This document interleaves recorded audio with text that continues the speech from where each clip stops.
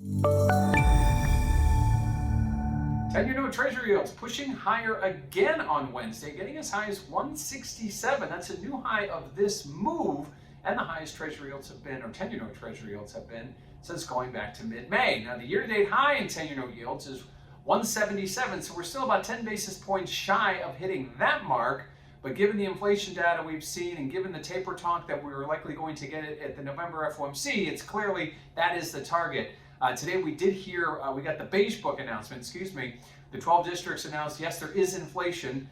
Yes, they are seeing rising inflation. Likewise, they are seeing moderate growth along with that inflation, which kind of gives it a little bit of a balance. However, with supply chain issues coming here and probably here for not the short period, but are here for the longer haul, likely could cause some concerns for the Fed. So that'll be something to keep an eye on. Keep your ears open for Fed speak, especially when we get, as the closer we get to that FOMC meeting on November 3rd. But again, 10-year note treasury yields rising again today, getting as high as 167. What does this mean for volatility? Well, if you check out that CVol index over at cmegroup.com, you will notice that volatility remains directional with yields. So as yields rise, volatility rises, and vice versa. As yields go down, we see volatility go down. Today, yields were higher. We did see volatility nudge higher, and that will continue likewise until it doesn't.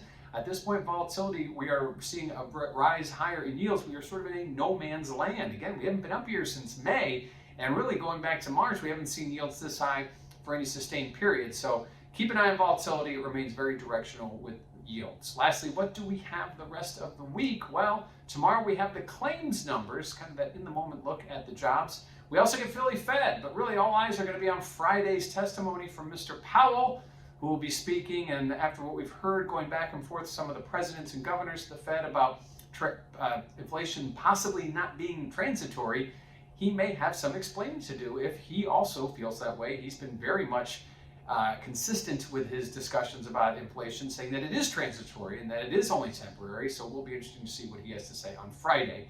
Again, that's when Fed Chair Powell will speak on Friday, not on Thursday. So heading into the mid part of the week, we see 10-year note treasury yields rising as high as 167, a level not seen since mid-May.